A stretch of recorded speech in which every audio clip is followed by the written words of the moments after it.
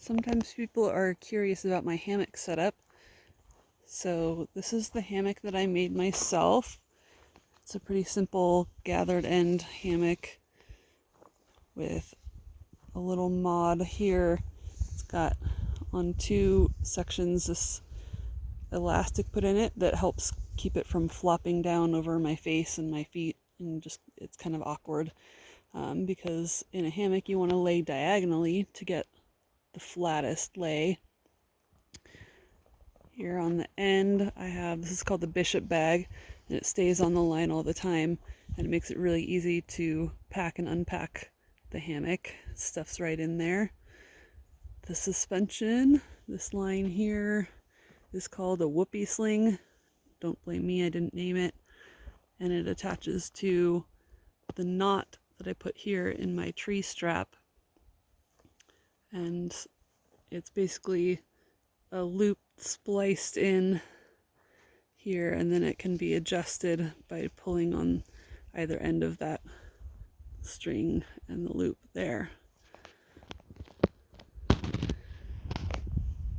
Here I have a ridge line that helps to get me a good angle, and I have a little ridge line storage thing there that I can put my phone and my headlamp, things like that in at night. I do have a small bug net. I don't use it very often because usually I find that by the time I'm getting in the hammock the bugs have gone to bed too, but it simply slides out like this, and then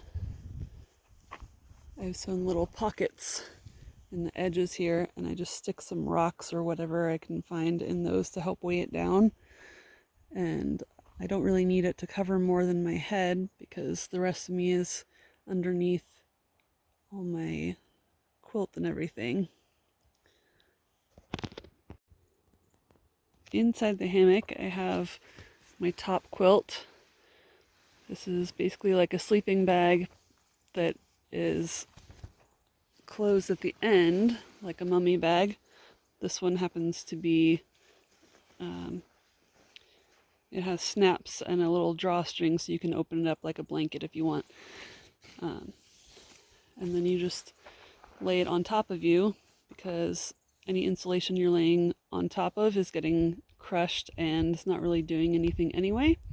So quilts are becoming a lot more popular, especially for hammocking, and a lot of ground sleepers are using them now as well. So the next thing I've added here is my underquilt.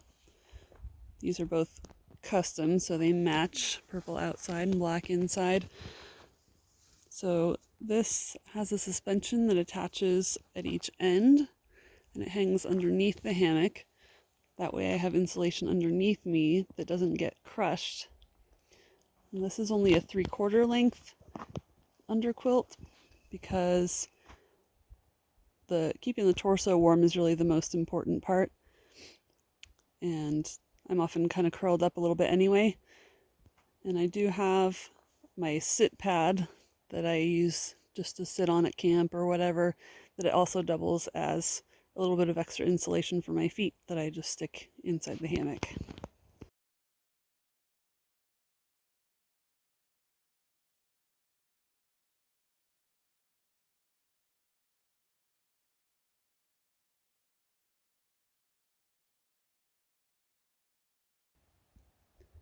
So the final piece of my hammock setup is my tarp here, which I also made myself. I wanted it just the right size for my hammock.